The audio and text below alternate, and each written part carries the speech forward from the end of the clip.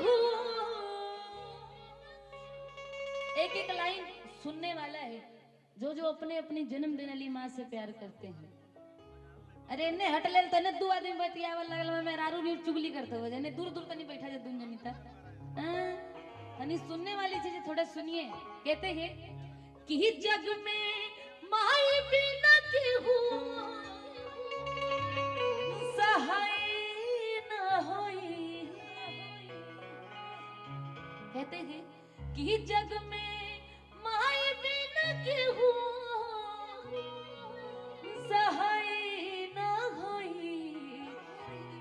केहू के तनो दुलारी बाकी माई ना होई।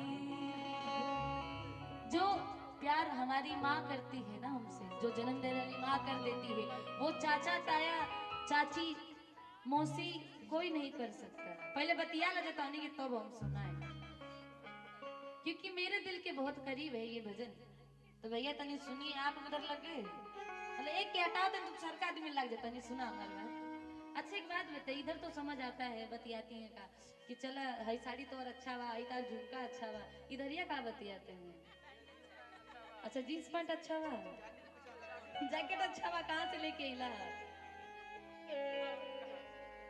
कहते हैं कि पीपल के छांव से बढ़कर कोई छांव नहीं होती, पीपल के पेड़ से बढ़ के कोई छांव नहीं होती, और माँ के आंचल से बढ़ के कोई, माँ के आंचल से बढ़ के भी कोई छांव नहीं होती। तो बड़ा ही खूबसूरत भजन सुनिएगा, एक एक लाइन सुनने वाली, पंक्तियां सुनने वाली है।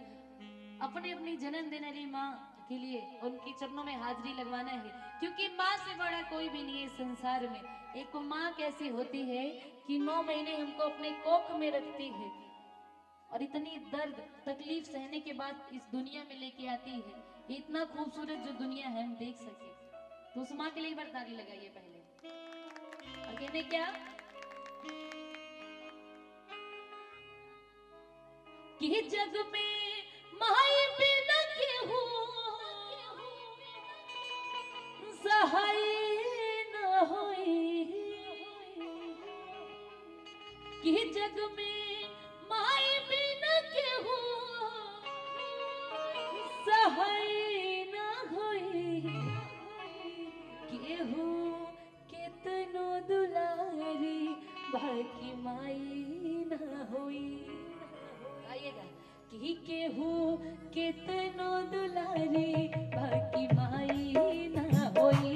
केहू केतनो दुलारी बाकी माई ना होई। ओ जग में माई बिना केहू, ओ जग में माई बिना केहू सहाय ना होई। केहू केतनो दुलारी बाकी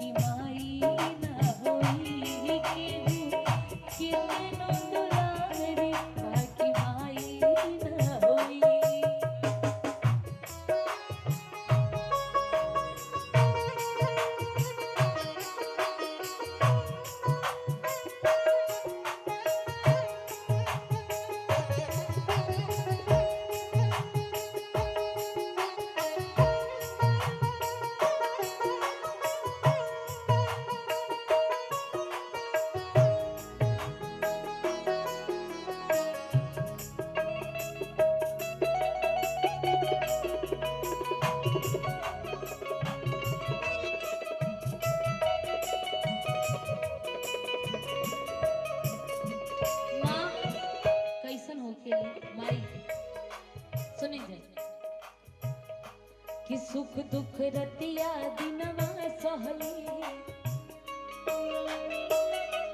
सुख दुख रतिया दिनवा सहली।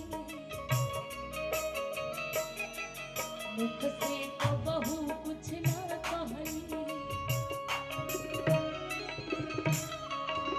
एक माँ कैसी होती है, कितना ख्याल रख रहे हैं बताइए। एक माँ कैसी होती है संदीप भैया, एक माँ कैसी होती है, खुद भूखे रह जाती है लेकिन बच्चे को भूखे नहीं रहने देती। अभी भी मेरी मम्मी भी है, हमारी मम्मी दे देंगी, खुद नहीं खाएंगी, कभी माँ भी तो बच्ची थी। जैसे हमारा मन करता है कि हम ये खा लें वो खा लें, हम तो बाहर घूमते खा लेते, लेकिन माँ वो तो घर में रहती है। लेकिन घर में अगर 10 रुपए का चीज आए ना, खुद इतना लेगी, लेकिन बच्चों को पहले देगी, पहले तुम खाओ। क्या उनका मन नहीं करता है खाने का? लेकिन नहीं, पहले बच्चों को खिलाती है। आप गीले जगह सो जाएगी, लेकिन बच्चे को सूखे पे सुलाती है। छोटा बच्चा है, अगर सुसु कर देता है बिस्तर पे, तो सूखे जगह बच्चे को कर देती है और सुसु वाले जगह पे खुद सो जाती है कि मुझे ठंडा लग जाए, लेकिन मेरे बच्चे को ठंडी नहीं लगना चाहिए। माँ कैसी होती है, लेकिन बच्चे क्या करते हैं बड़े होते? तो माँ कहते हैं ना, जब माँ नहीं होती तब पता लगता कि कमी क्या है। कहते हैं कि सुख दुख रतिया दिनवा सहले, मुख से कबहू कुछ ना कहली। सुख दुख रतिया दिनवा सहली, मुख से कबहू कुछ ना कहली।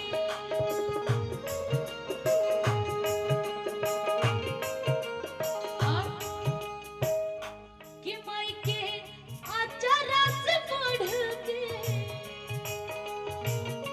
कि माई के आचारा से बढ़ के रजाई ना होई। केहू केतनो दुलारी बाकी माई ना होई। केहू केतनो दुलारी बाकी माई ना होई। जग में माई बिना केहू।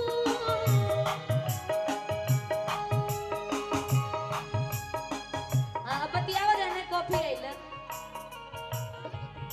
है ना? ना हम नहीं कहेंगे, सुनिए। यहाँ पे जितने बैठे हैं सबकी माएँ हैं ना, आपकी मम्मी है, सबकी है ना। तो आपको तो अरे चलने दीजिए कि माँ कैसे होती है। कि जग में माई बिना केहू, कि जग में माई बिना केहू सहाय ना होई। केहू केतनो दुलारी बाकी माई ना होई। केहू केतनो दुलारी बाकी माई ना होई। बेटा है आपके? अच्छा बेटे हैं, मम्मी है, तो यहाँ बैठिए ना मम्मी के पास, क्योंकि माँ बहुत किस्मत वालों को मिलते हैं। का भैया ऐसे हुई है ना? आवा बगल में माई आई नू। माई पोल पोस पाल के कितना बढ़न का देली लड़का के अपन ना निमन कपड़ा बने, लेकिन लड़कन के बढ़िया से रखी।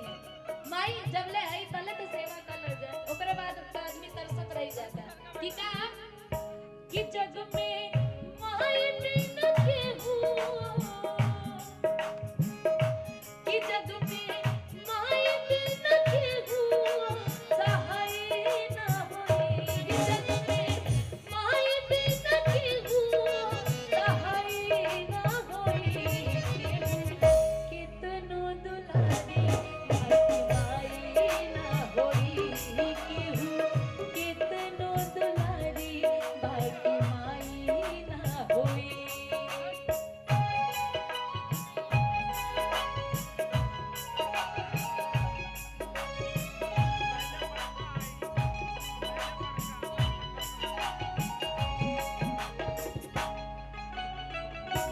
क्या बात?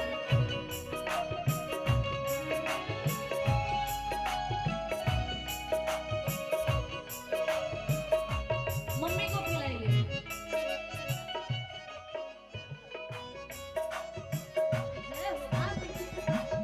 ऐसा होता है माँ का प्यार।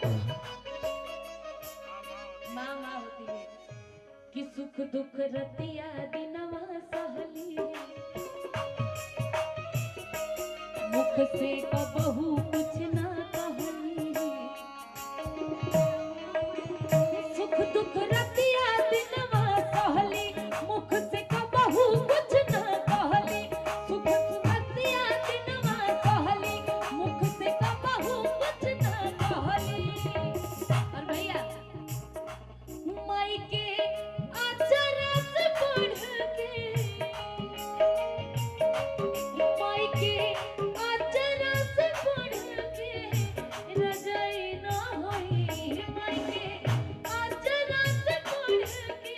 रजाई न होई केहू केतनो दुलारी बाकी माई न होई केहू केतनो दुलारी बाकी माई न होई जग में माई बिन केहू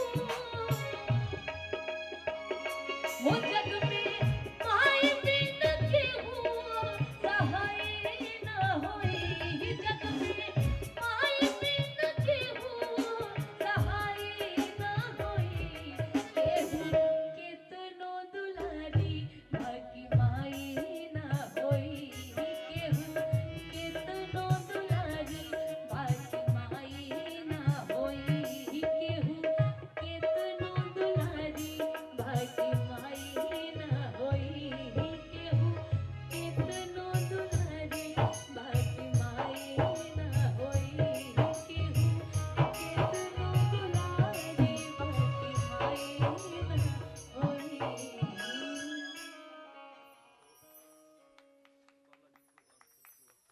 तो एक बारी अपनी अपनी माँ के लिए जोरदार ताली। क्या बात है। ऐसी कृपा बनाइए, आशीर्वाद दीजिए कि